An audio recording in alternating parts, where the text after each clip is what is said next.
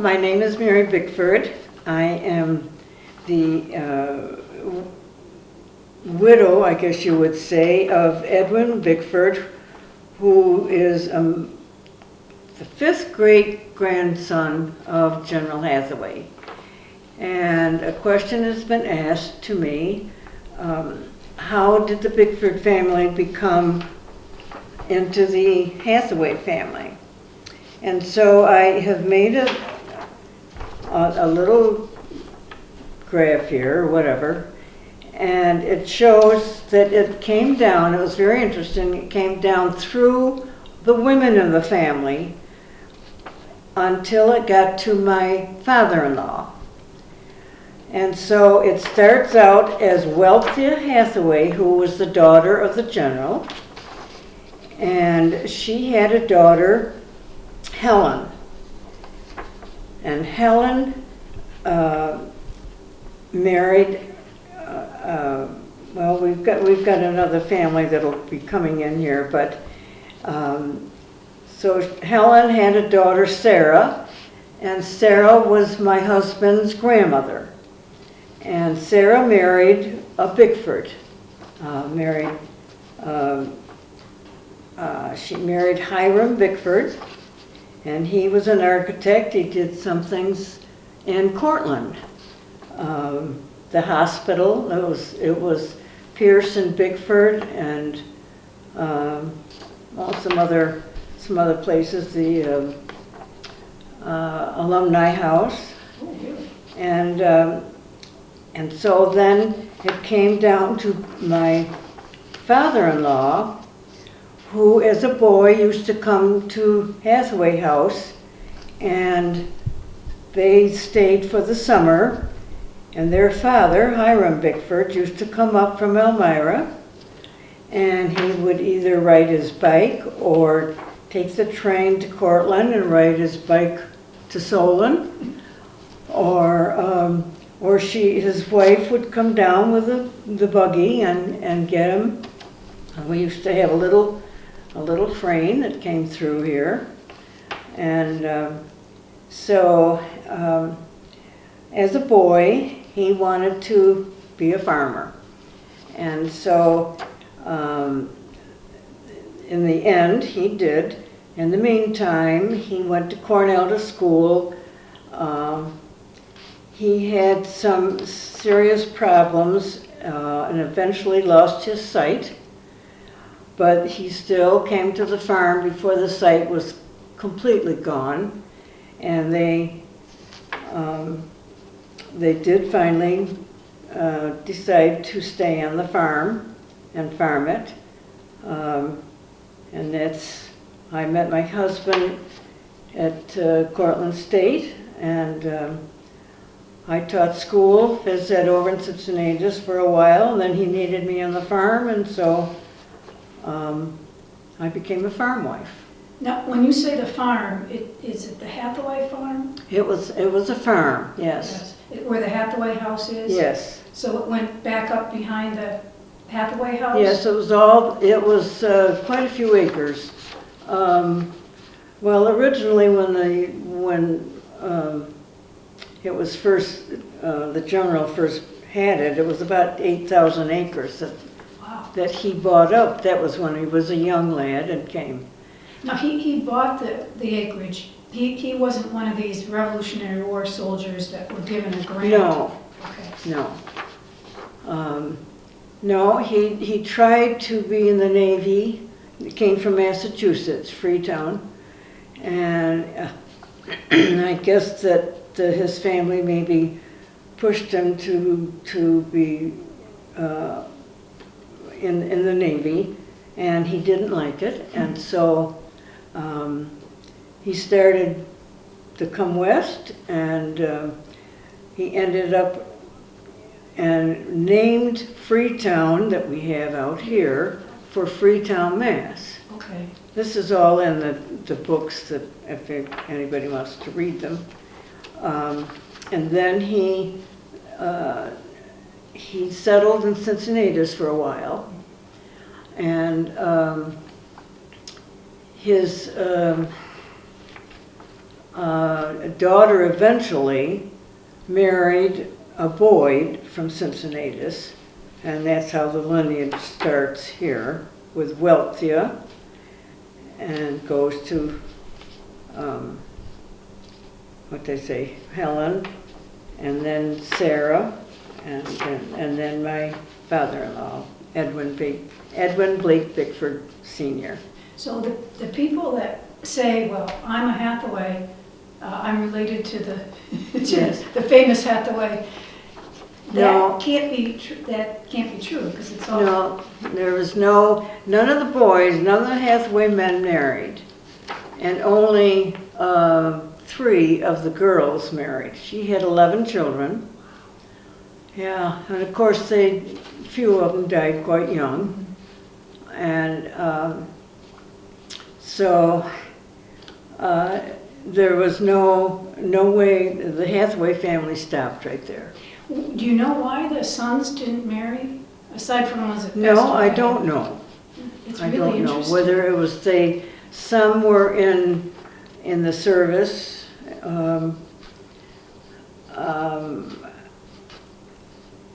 I don't know. They just never married. In those days, I suppose. I don't know whether it was the thing that just the time of years. That I suppose some of them, of course, were boys, and so they are young and they didn't survive. So it was just so happened that it came down through. There's another family that is the Turner family, which also came into the family like we did. And so they're as much involved in this as we are, but they don't live here. Where do they live? Well, they live all over the place. They come, a lot of them came from the East Coast, and but they were part of this family where I have to look to see what Helen Boyd, who was one of the women that married, and she married Robert Turner, and that was when the Turner family came into being. Yeah. So when you say they're involved in all this, you mean the genealogy. You've done a lot of genealogy. Yes, a lot. And why did you start doing it? Well, I started because I wanted to do my own genealogy, and that I really didn't have a good, clear idea about the general's father and mother. And so... what did they do? His mother and father, what did his father do? I don't know. Yeah. I don't know what they did. Yeah. They probably were all farmers, Yeah. most of them. Yeah, A lot of, now this Robert Turner was a lawyer. He was a lawyer for the railroad, and which also went through here. And and he evidently, one of the Hathaway men spent money very easily, and they really got in debt, the Hathaway family. And this lawyer was good, and he got him out of debt.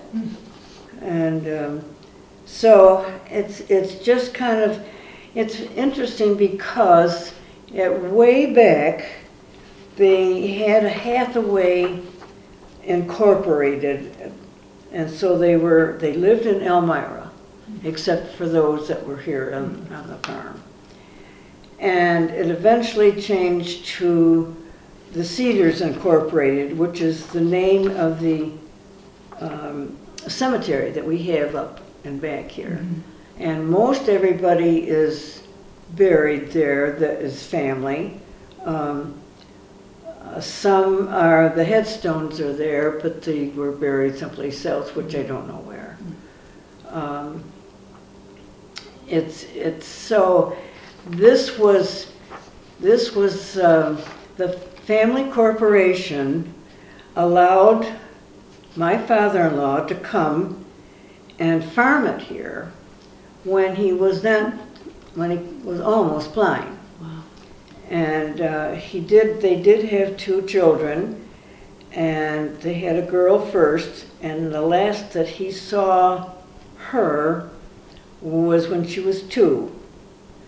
And when my husband was born, 2 years later, they held him up to the window and he would feel off of him. Wow. That was all he... Wow. But he ran the farm even though he was blind. Yeah. He and his wife, she was, Edith Bickford, she was very active in the Historical Society years ago.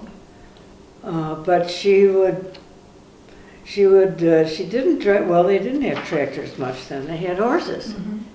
And, but she took care of him. She would go out in the field and weed, and of course they had hired help. How many acres did they have then? Well, there was probably around 600, Wow, still a which is good-sized about farm. what I have here now. Was it a dairy farm? Yes, Yeah. yeah. And, And when you and your husband farmed, it was still a dairy farm? oh yeah, yeah. Did you enjoy that? Yes, I taught school until he needed me on the farm. In the meantime, his father couldn't do much of anything. He could work up in the silo because they needed somebody. They didn't have a distributor, which they call it now, but you had to have somebody with a rope, and so when you blew the corn or the hay up, mostly corn, hay up in there, that would distribute it evenly in the silo so it wouldn't tip the silo or make it Where did he stand? right underneath it. Wow. And he was, yes, I worried about him a lot. And he could do that, and at the time that they were milking the cows, there always had to be somebody come along and strip the cows of the very last bit of milk so they didn't get mastitis. And his father could do that. Wow. And How many cows were there? Do you remember? there were, oh boy, I don't know, maybe when they first started, might have been 20 or 25. He had the first seeing-eye dog that ever went on a farm. When was that? Do you remember when that was? No, I don't remember when it was. I know that my husband could not have a dog because it would be, you had to have just the seeing-eye dog. Right, right. And So this was when your husband was young, that his father got the seeing eye dog? yes, Oh, wow. yeah. Wow. Now, Yeah. did the dog come in, well, I don't know if you would know this, but when he was stripping the cows, did the dog come into the barn with him? The dog was in the barn. They made a little stand for him to get up on, called it his bed. And so he'd get up on that bed, and my husband, or whoever was milking, would go on with the milking. And even the cats that surround a farm, the people leave off, they'd get up and curl up with this dog. And when, in late years, we had German Shepherds and did the same thing. And my husband would just say, "Get on your bed," and he'd get on the bed. But they were okay. They're a smart dog, and but he lost 2 or 3 dogs, just old age or whatever, and they're completely out of it when they lose a dog. It's like being blind again, they say. Yeah. And so Bud, who is my husband, instead of calling him Edwin Blake Bickford Jr., he made a trolley-like thing with a rope that could go from the big stone house to the barn. And in the wintertime, he could not feel where the driveway was as compared to the grass. Right. And so he used this rope that he took, and then he could get to the barn from there. That is a big barn. Is it the barn that's there now? Yes, that was added on to later on. Because that's a huge barn. Yeah. Wow. And that it was a little different because the cows faced each other. In most barns, the cows face out. Right. These faced in. Do you know why? No, have no idea why. Maybe they thought they would get lonely. That is different. So somebody said, well, you don't have much light in here, they can't. And I said, well, there's nothing to look at out there anyway. So, yes, so it was interesting that when my husband's father was in Cornell, he had iritis in the eye, and they couldn't get it taken care of, and so they took him every place because it was just something they knew they had to take care of. And so one eye was okay, but they had to take it out because they were afraid the infected eye would infect the other one. And so he had one glass eye, and so he would come in usually once in the afternoon and have a nap. He had a room upstairs, and it was about the only room upstairs except the bathroom that was heated in that house then. Did you live in that house? No. No. When did he die? When did your father-in-law die? He died in 1956. And where did you live? We lived in a little house that was next door. It was a tenant house at one time on the farm.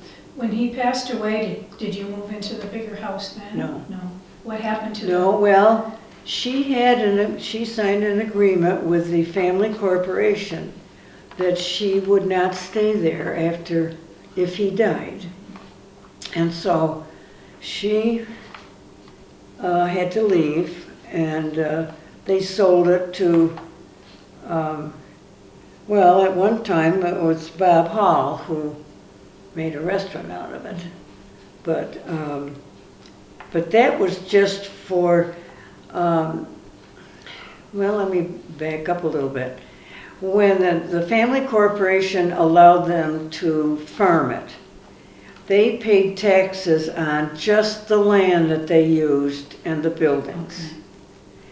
And the rest of the land was either for production or else woodland. We had a lot of woodland. I have, let me think, 400 acres of woodland.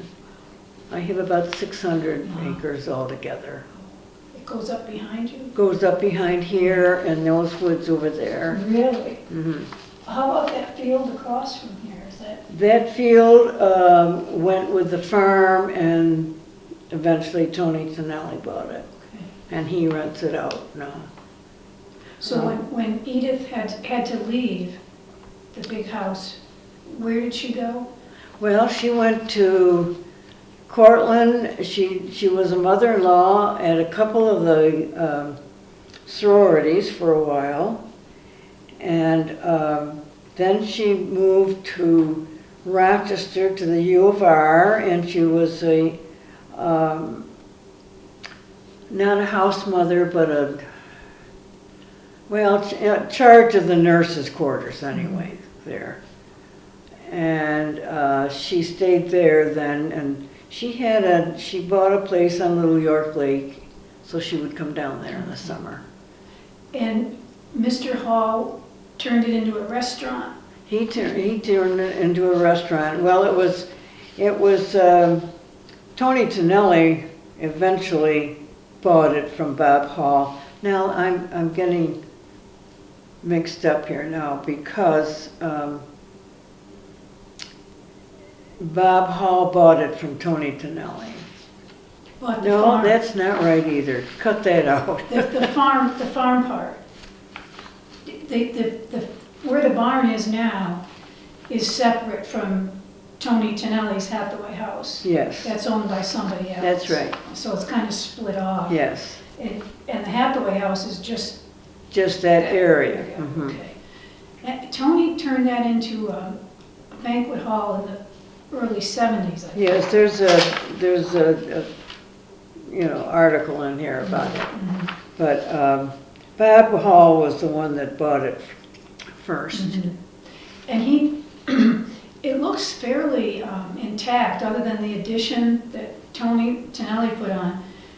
You can see the original structure of the house. Yes. Oh, there's a hall off as you face it, off to the left too, but most of the rooms in the core look fairly intact. Yeah. There haven't been, hasn't been. Well, it was well built. Mhm. The general originally built down the road here, and a fire took it out, and so he was going to build up on the hill someplace, and when he realized how cold and windy it was up there, he decided to come down and built the center part of it. Mhm. And then later on, I think they added the kitchen. It's the Historical Society or wherever has a lot of things written about it.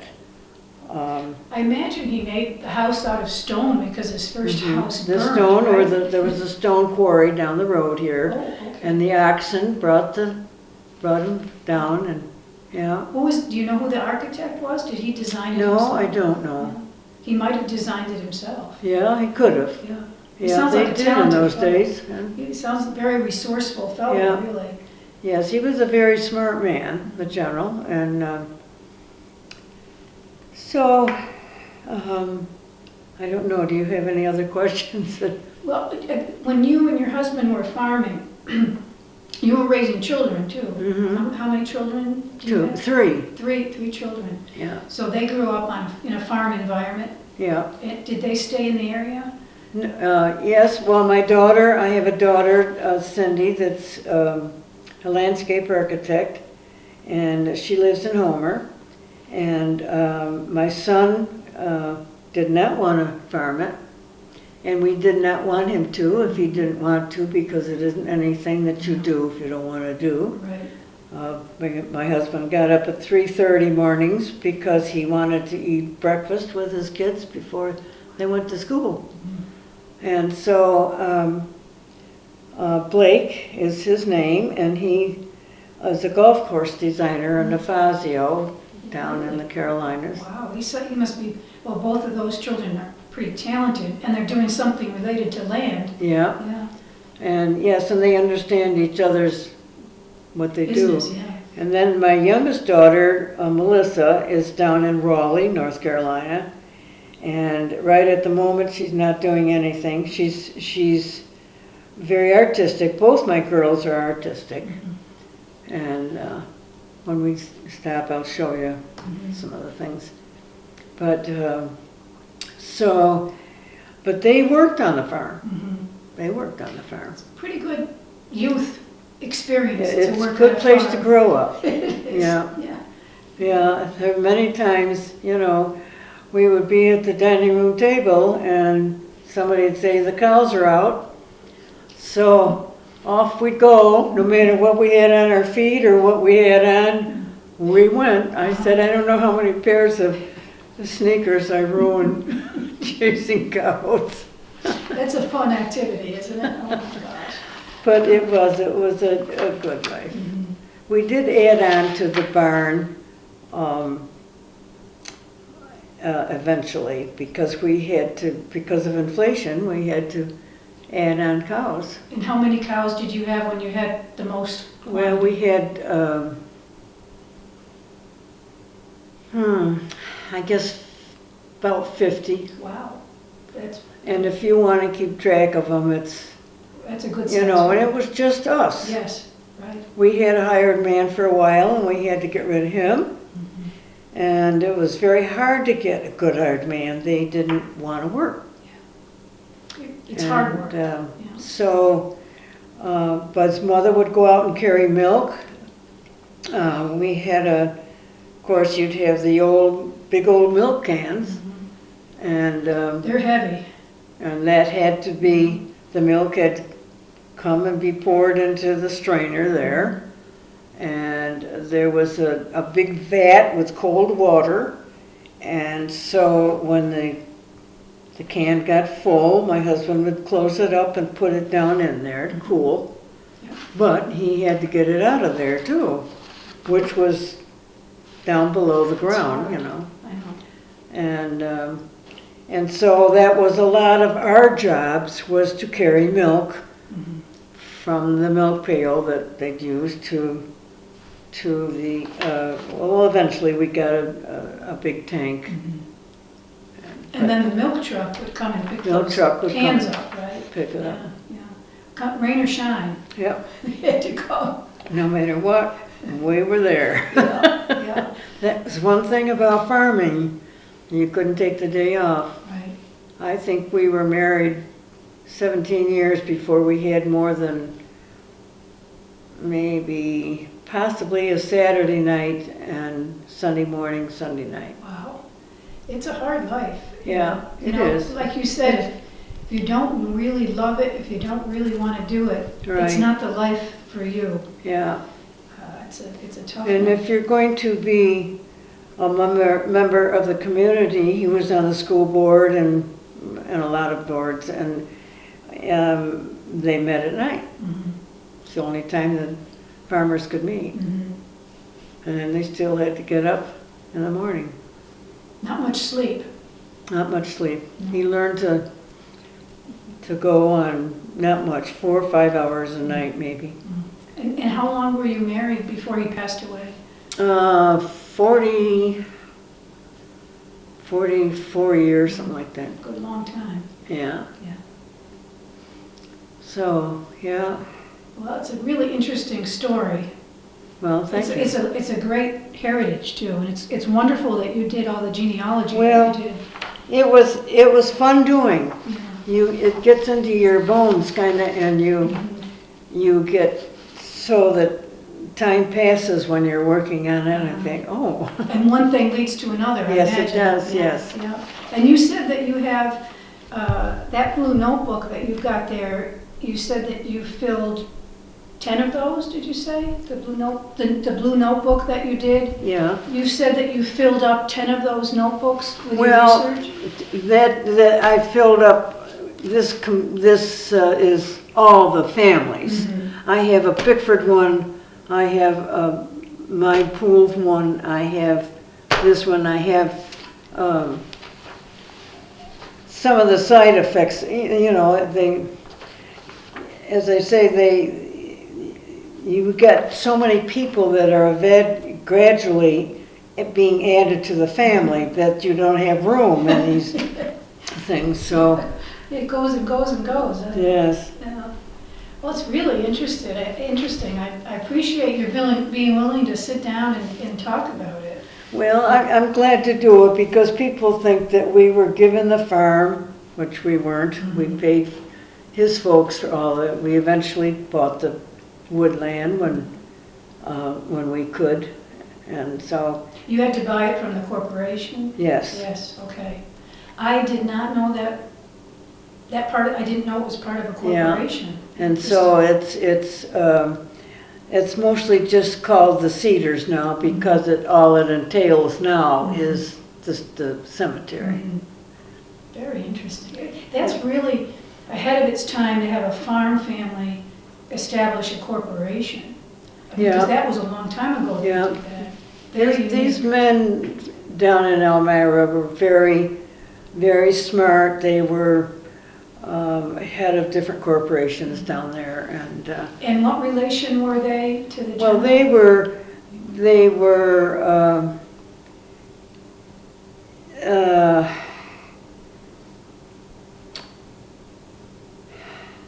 I'm not sure how I'm not sure on that point of how we got down to Elmira. Well, they were part of the Hathaway family. They were part of the Hathaway family, and one was an architect, and so I think that he must have joined the group of architects down in Elmira. That's how they got down there anyway. I have one more question, and Yes. I'll let you go. The general is called the general. Is it an honorary title, or was he part of a militia, or do you know how he acquired that title? He's really not the general. He's and that I can't tell you without thinking about it for a while. But He was not in the military, though. He was not a member of the military, though. No, I don't know. I know they did training. They trained soldiers out on the flat across from the Hathaway House. Okay. So kind of like a local militia protection Yes, type thing? yeah, Okay, yeah. okay. Well, that's my last question. Okay, good. Thank you, Mary.